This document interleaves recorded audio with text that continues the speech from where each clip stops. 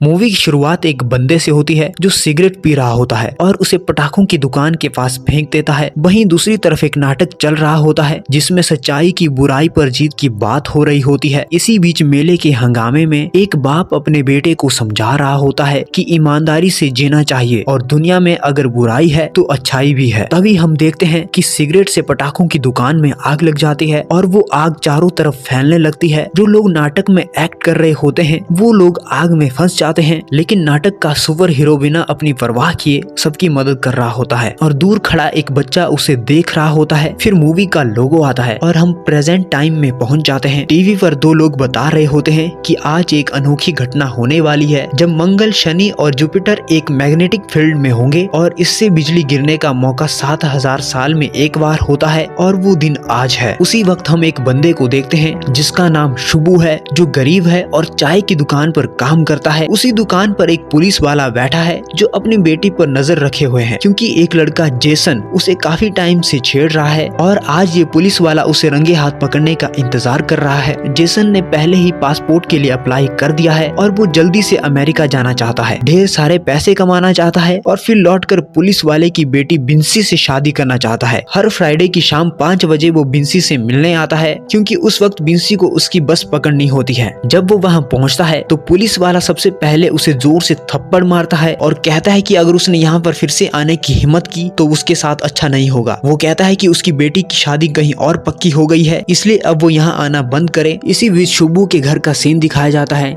जहाँ वो अपने पिता से पूछता है कि इतने सारे पटाखे क्यों बना रहे हो और उन्हें वार्निंग देता है कि अगर इनमें आग लग गई तो पूरा घर धमाके में उड़ जाएगा। और तभी शुभू को उसके पिता से पता चलता है कि उसका बचपन का प्यार उषा गाँव वापस आ गई है। तो वो छोटा सा बोर्ड लेकर अपने बचपन का लाल स्वेटर पहनता है और उससे मिलने निकल पड़ता है। दूसरी तरफ हम देखते हैं कि इस बार क्रिसमस के मौके पर जेसन बिंसी के घर के बाहर सेंटा क्लॉज के कपड़े पहनकर बच्चों का मनोरंजन कर रहा है। मौका देखकर वो चुपके से घर में घुसता है और बिंसी से मिलता है। वो उससे पूछता है कि उसकी शादी किससे हो रही है, क्या उस अविनाश से जिसे खुद नहीं पता कि वो आगे क्या करना चाहता है। जेसन कहता है कि वो अच्छा नहीं दिखता, कम से कम मैं स्मार्ट तो दिखता हूँ और वैसे भी मैं अमेरिका जा रहा हूँ, वहाँ बहुत पैसे कमाऊंगा, जाओ अपने पापा को बता दो। उनकी बातों के बीच बिंसी का पिता घर पहुंच जाता है। खुद को बचाने के लिए जेसन बिस्तर के नीचे छिप जाता है। तब बिंसी के पिता बिंसी से कहते हैं कि उन्होंने उसके लिए अनीश को चुना है। वो गांव का सबसे अच्छा और सबसे अमीर लड़का है और उसका कारोबार भी अच्छी तरह से चल रहा है। अब एक तरफ शुभू उषा को देख रहा है और लाल स्वेटर पहने हुए हैं, तो दूसरी तरफ जेसन अपनी मोहब्बत बिंसी को देख रहा है और उसने भी लाल जैकेट पहना हुआ है। लेकिन वो अनीश के साथ बिंसी को देख नहीं पाता और लड़ाई शुरू कर देता है। फिर बिंसी का पिता वहाँ आता है और उस पर बंदूक तान देता है। तभी कहानी में ट्विस्ट आता है। एक बिजली की चमक पहले ही जेसन पर गिरती है और फिर शुभू पर, लेकिन लोग समझते हैं कि बिंसी के पिता ने जेसन को गोली मार दी है और उसे मार डाला है। लेकिन बाद में पता चलता है कि बंदूक में गोली ही नहीं थी और वो जेसन को हॉस्पिटल ले जाते हैं। अगले दिन जेसन की बहन उसे अमेरिका जाने के लिए अपने गहने बेचने के लिए देती है। फिर वो अपने सबसे अच्छे दोस्त से मिलने जाता है जिसका नाम ब्रूसली है क्योंकि वो कराटे को लेकर बहुत पैशनेट है और गाँव के बच्चों को भी कराटे सिखाती है। वो ब्रूसली जेसन की पासपोर्ट बनाने में मदद कर रही है। तभी अचानक जेसन को खांसी आने लगती है। जब वो मुंह में हाथ डालता है तो कुछ अजीब सा ग्रे कलर का बलगम निकलता है। अगले दिन हम उषा को देखते हैं जो अपने भाई के साथ रहने आई है, लेकिन उस वक्त भारी बारिश होने के कारण वो चाय की दुकान पर चाय पीने जाती है। लेकिन वो वही चाय की दुकान है जहाँ शुभू काम करता है। लेकिन दुकान का मालिक उषा को गलत नजर से देखने लगता है और कहता है कि बिना बाप की बच्ची होने से स्कूल के खर्चे, घर के खर्चे उठाने में मुश्किल आती है और अगर वो चाहे तो वो उसकी मदद कर सकता है। शुभू वहाँ खड़ा सब सुन रहा होता है, लेकिन अचानक उसे भी खांसी आती है और उसके मुंह से भी वही थर्मल पेस्ट जैसा कुछ निकलता है। इसी बीच जेसन की जीजा को गहनों का पता चलता है और वो उसकी बहन को पीटने लगता है। जेसन जब उसे रोकने आता है तो वो जीजा को धक्का मारता है और हम देखते हैं कि उसका जीजा दूर जाकर कुएं में गिर जाता है जैसे सुपरमैन ने उसे जोर से मुक्का मारा हो। इसके बाद हम देखते हैं कि शुभू पानी पीने के लिए गिलास को अपनी तरफ खींचने की कोशिश करता है और वो गिलास को उसकी तरफ खींचता है। यहीं से उसे अपनी ताकत का एहसास होने लगता है कि वो अपने दिमाग से चीजों को खींच सकता है। अगले दिन जब उषा फिर चाय की दुकान पर आती है तो दुकान का मालिक उसे तंग करता है और कहता है कि उसके साथ शादी कर लो, मैं तुम्हारी जिंदगी को खूबसूरत बना दूंगा। लेकिन इस बार शुभू से सहन नहीं होता। वो अपनी शक्ति का इस्तेमाल करता है और उसे हवा में लटका देता है और धमकी देता है कि अगर तुमने उसके बारे में सोचा भी तो मैं तुम्हें मार दूंगा। दुकान का मालिक उससे माफी मांगता है और कहता है कि मुझे छोड़ दो, मैं अब कुछ नहीं करूंगा। तब शुभू उसे धमकाता है कि अगर उसने इस बात का किसी गाँव वाले या पुलिस वाले से जिक्र किया तो उसे मार डालेगा। वहीं दूसरी तरफ हम देखते हैं कि उषा का भाई दासन गांव के एक अमीर आदमी से उसकी शादी की बात कर रहा है, क्योंकि उस अमीर आदमी ने कई बार दासन की मदद की है। बाद में शुभू और उषा आपस में बात कर रहे होते हैं कि अचानक उषा की बेटी की तबीयत बिगड़ जाती है और वो उसे हॉस्पिटल लेकर जाते हैं। फिर सीन जेसन की तरफ शिफ्ट होता है, जिसका पासपोर्ट वेरिफिकेशन कैंसिल हो गया है। ये जानने के लिए वो अपने पापा के साथ पुलिस स्टेशन पहुंचता है और इस पुलिस वाले से कहता है, तुम मुझसे अपनी बेटी की वजह से बदला क्यों ले रहे हो। तब ये पुलिस वाला कहता है कि तुम्हारे स्कूल सर्टिफिकेट में तुम्हारे पिता का नाम पासपोर्ट में एंटर नाम से मेल नहीं खाता। जेसन इसे लेकर बहस करता है, लेकिन अचानक उसका बाप उसे रोक देता है और कहता है कि ये मेरी गलती है। वो बताता है कि तुम्हारे असली पिता मेले में लगी आग में मारे गए थे,